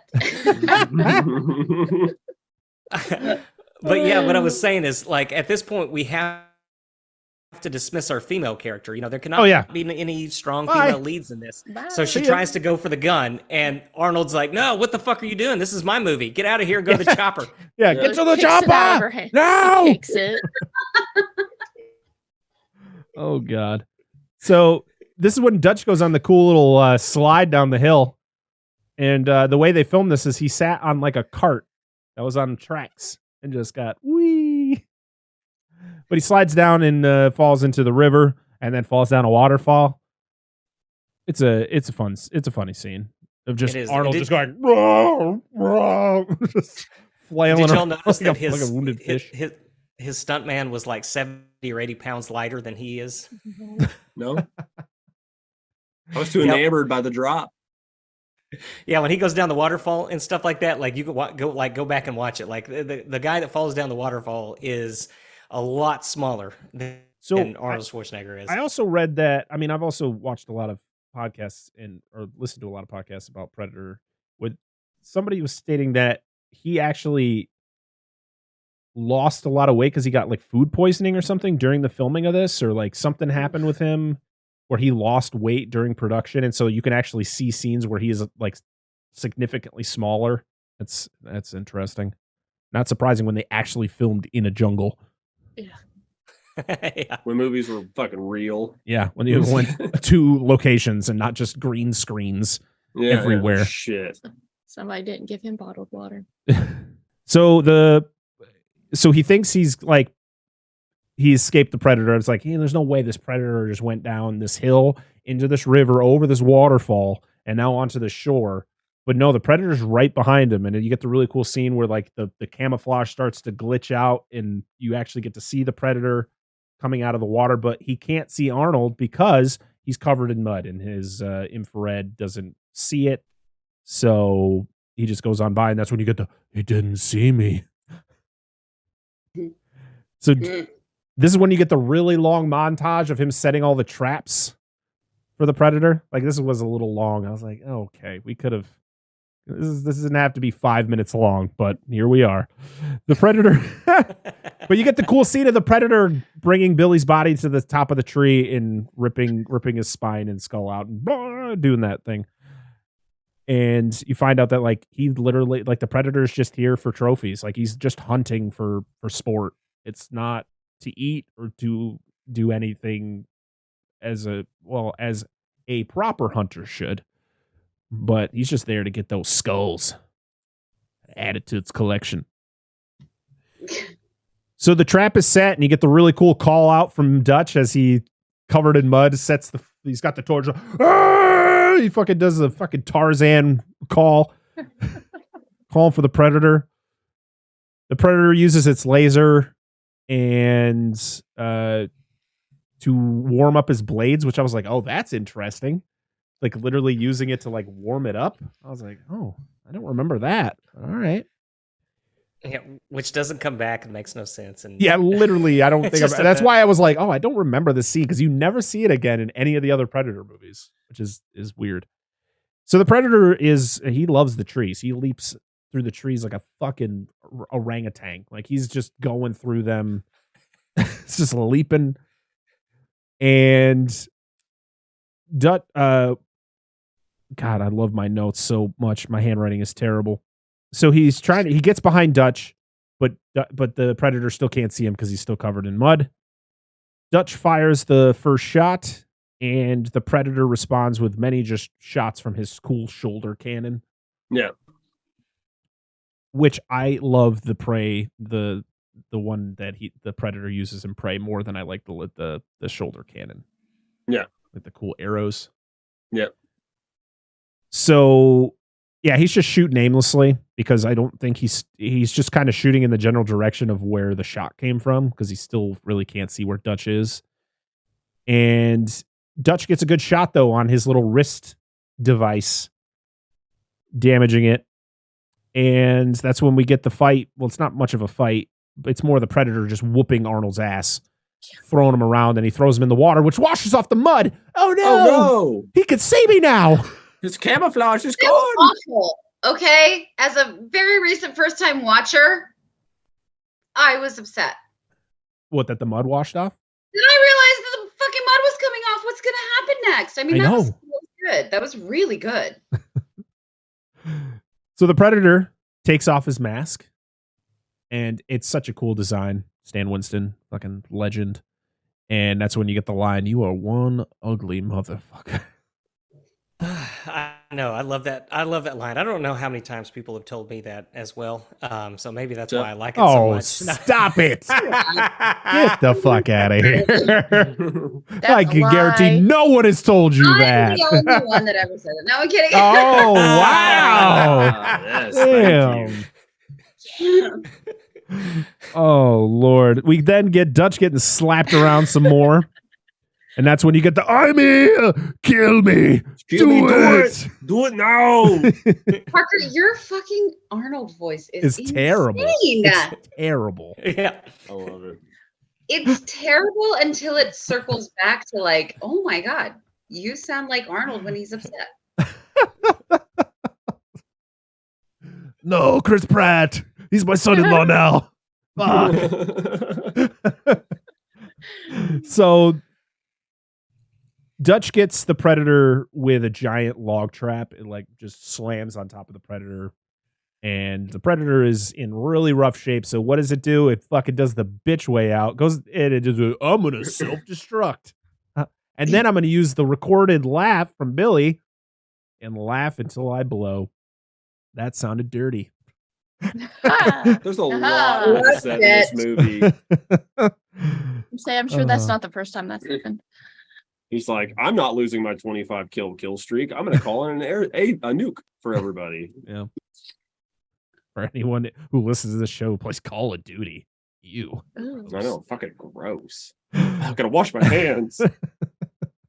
But it's a really cool scene though of the Predator using Billy's laugh Yes. as the self-destruct is starting to count That down. was disturbing. Yeah, it's so well done. And I love Dutch's reaction. Like at first he's looking at it like, what's going on? And then he's like, oh shit. And I'm like, there's no way he made it out of this. But guess what? Dutch is alive at the end. He's perfectly fine. But his like when he's put on the helicopter and they're flying away and he's just there. He's just like, what the fuck just happened today? This has been the weirdest day of my life.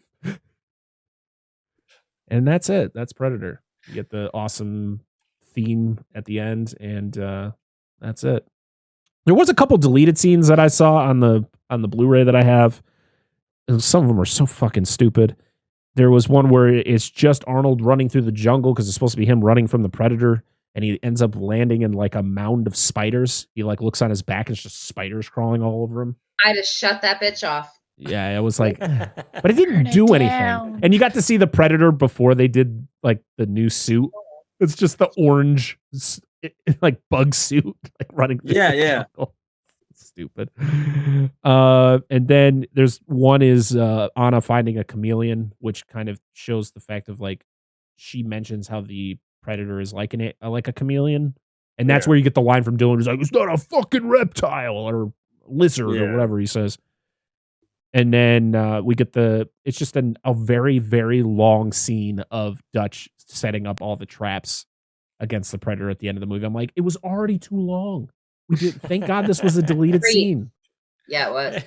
All right. Well, that is it. That is Predator.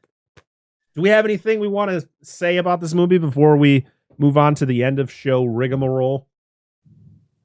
I will just say, as an 8-year-old, if I know what a countdown sounds like, I think that a special forces officer should know what a countdown sounds like, and he should be running a lot fucking sooner. What are you doing? What are you doing? Well, that was a lot of fun. Next week is episode 80. And as we say goodbye tonight to Boomer and Gabby, we're going to be bringing on another guest next week. Our good friend Wyatt from Cinema Trip Reviews is going to join us to talk about his pick, a movie that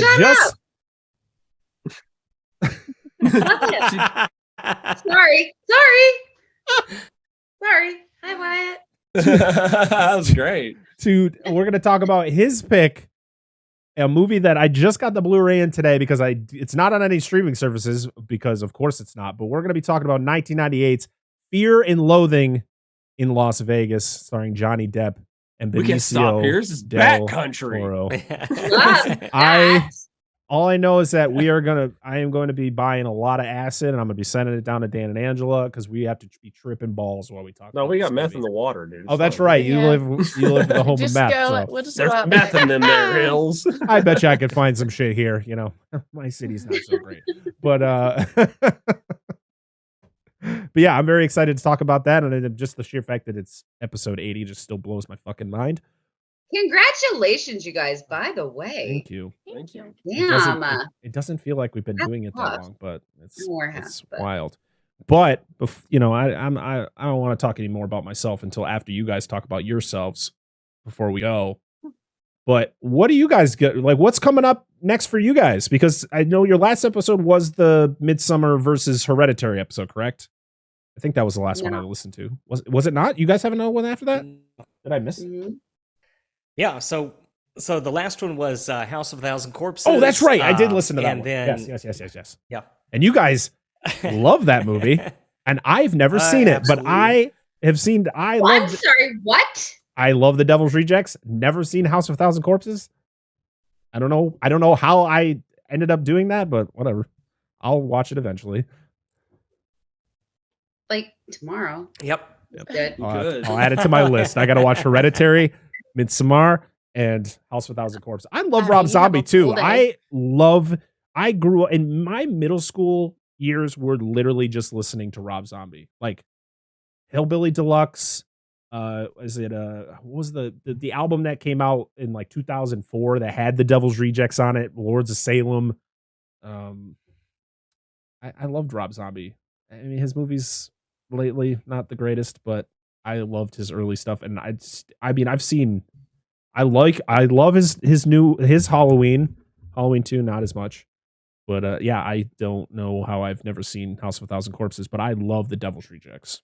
House of a Thousand Corpses is one of my if you listen, you know I don't love a gory slasher, any type of anything like that. But House of a Thousand Corpses, I think, is in my top 5 because it's just so good. It's such a genuine horror film. Yeah. Like, this is an actual person who sat down and said, I'm going to write a horror film. Subgenres be damned. I'm going to make a horror film. A genuine. He did it. But I could talk about that. But listen to their episode where they talk about House of a Thousand Corpses, where you can hear all of their thoughts on the movie because it's fantastic, as is every episode that they do. But what Parker, watch it. I know, I'm sorry, I've disappointed you I'm so many tired. times today. I'm done. But tell us what you guys are going to be doing next. So I mean, you don't have to share it, but if you would like to, what's coming on coming up next? Mine's a secret. Yeah, so I'm sure by the time that this drops, our newest episode, Haunt, will already be released. We're kind of doing a Halloween hangover because of technical difficulties. We did so many wonderful Halloween episodes that were not released on time for Halloween. So it's still Halloween. November, hangover. you can keep going. Just keep going. Exactly. Don't stop. And all of that stuff will be coming out in the near future. You could follow us at Podcast in the Woods on any podcasting platform, Apple, Spotify, wherever. I mean, we're on every fucking thing that can corrupt your soul. And I think that's about it. All right. No lies. I mean, we're on all the socials as well, but I'm not gonna put all those out because we have a million. No, that's not what I'm talking about. You better. You don't know. What are you talking about? I'm talking about Dracula Titans. We are going to have an entire thing. Oh, is okay, that the new? That's the new thing on Shudder, right? Yes. Yeah. Yes. So, all right. Yeah, you're right. See, this is why I have Gabby. You're welcome. All right. So, damn. Also, we will be releasing a bunch of special episodes every single week where we cover the newest Dracula episode and talk about it. So that is going to be, a big thing that we do for the remainder of the season. And we are super excited about it because, yes, we both absolutely love Dracula because it's amazing. And I have something really evil and I'm cooking up for Booms. Ooh, very excited. Very excited. All the links to all the socials to where you can listen to the show are going to be down in the description of the video or in the show notes on any of the podcast services you listen on. As we stated, we're going to be talking about Fear and Loathing in Las Vegas next week, which I'm super excited about. And then after that, who fucking knows? I don't know. We're going to be talking about more movies because we got 2 more weeks left in November after next week's episode. So then we're going to be talking about Christmas movies. Yeah. Yay, verily. Yeah. But Boomer, Gabby, it was an absolute pleasure having you on. Sir. This was so much fun. Thank you, friend. We laughed so much, and it was such a great time. It was so nice meeting all of you. Yes, thank you so much. It's finally, like I said before, it's great to finally get to talk to you and meet you, and especially since I listen to your show all the time and getting to hear your voice, but now I get to talk to you. It's great, Boomer. Thanks for being here again, buddy. No, I'm just kidding, Boomer. It was. I mean, you guys are great. You guys run a great show. I'm looking forward to all the amazing things you guys got cooking in for the future, and I'm very excited to bring you guys back for the future. And Gabby, next time you get to pick the movie, okay? You pick the movie. You don't want that, but okay. Listen, yeah, we're ready. Some of the fucking movies we've had to review on this show. I got a feeling I'll be gung ho for it now, and I'm like, I don't want this when it actually happens. Like, oh, please no. I can guarantee. Yeah. It'll be a good time nonetheless. But I'll do it. Yeah. We'll enjoy Thank you so much. Thank you. Oh, absolutely. You can find us at Dissect That Film on any of the socials. We're on Twitter, Instagram, TikTok, and you can find the show on any of the podcast services. And make sure you rate and review us 5 stars. Leave us a review. If you listen to us on Apple Podcasts, which a lot of you do, you're not leaving reviews. Leave us a review. Leave us the 5 stars. Come on. We want more people to listen to our show. And also, if you listen on Good Pods, you can do the same thing. And yeah. Also, if you watch us on YouTube, make sure to like, comment, and subscribe to the channel because it's free. Okay. All right. Until next time. I am Brett Parker. That is Dan and Angela of DNA Gaming. That is Boomer. And that is Gabby of Podcast in the Woods. This has been the Dissect That Film Podcast, episode 79. We'll see y'all again next time. Bye-bye. Bye. Nice meeting you guys. Bye.